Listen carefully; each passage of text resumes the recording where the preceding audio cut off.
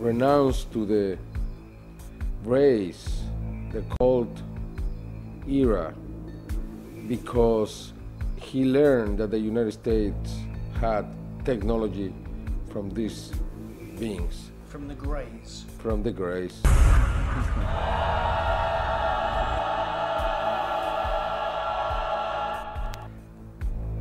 From then on, we saw many cosmonauts talking openly about what they saw.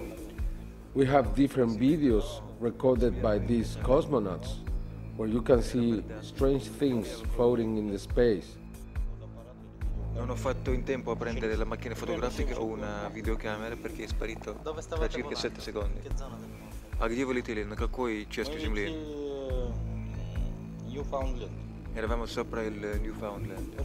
Terra nuova. We have also something very important, which is a video taken inside the space agency in Russia, where you can see the Mir surrounded by dozens of bright objects. This is Mission Control Houston. We are using the payload bay cameras right now to hopefully catch a glimpse of the Russian space station Mir as it performs an on-orbit burn. The payload bay cameras are positioned such that they're looking straight back behind the orbiter, where the Mir is flying at about 850 nautical miles behind us.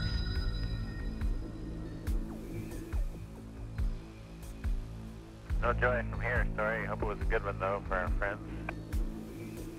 Thank you, sir. We could not see it here either. We'll wait 2 or 3 more minutes till sunrise, and then at that time give you a go for KU stow. We're at a mission lapse time of 7 days, 13 hours, and 17 minutes. This is Mission Control Houston.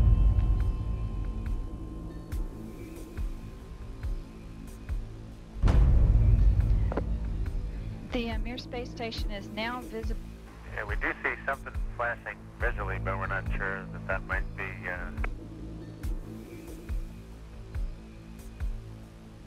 This shot was obtained by the shuttle, by the Americans.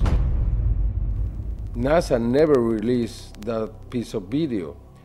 It means that we have 2 different positions. One that is openly saying, yes, we have experience out in the space. That's the Russians. The Russians.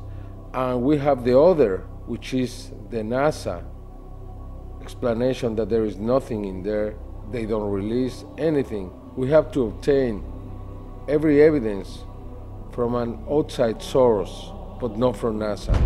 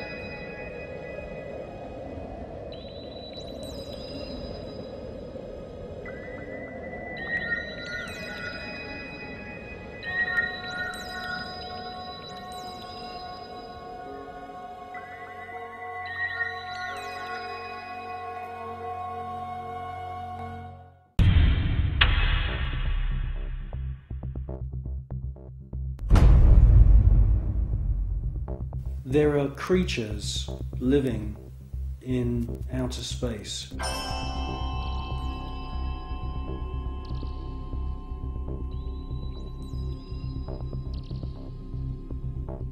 And I'm the first one to realize how crazy that sounds.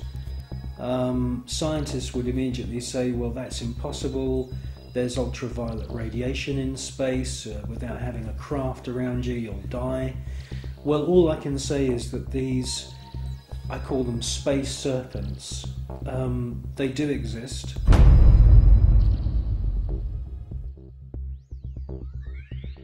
They've been filmed by Story Musgrave, who's a senior space shuttle commander. He's been with NASA for 30 years. He's seen one of these space serpents on 2 occasions. He's filmed it on 1 occasion.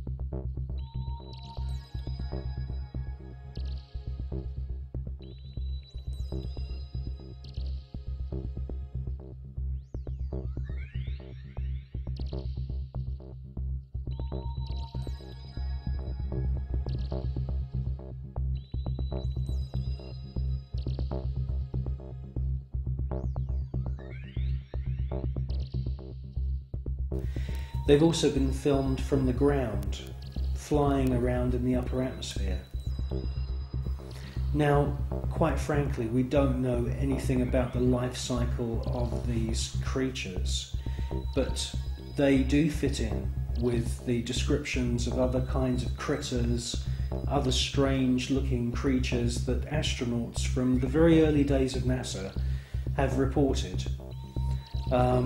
I suspect that they use some form of photosynthesis, and I suspect that they hydrate themselves by flying in the upper atmosphere of planets. One important thing I must say, though, about these space serpents is that there are about 7 or 8 very, very important ancient sites, temple sites on planet Earth, most notably in Mexico. And these temples are dedicated to the memory of flying serpents.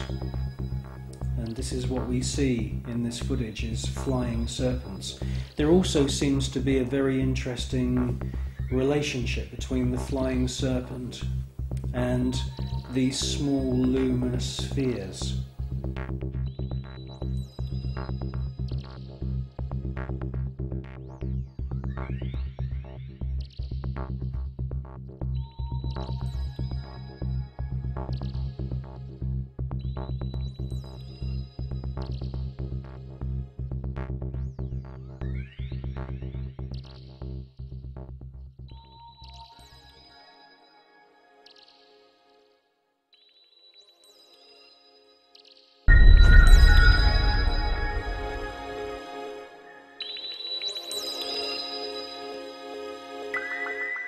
Control Houston, we are using the payload bay cameras right now to hopefully catch a glimpse of the Russian space station Mir as it performs an on-orbit burn.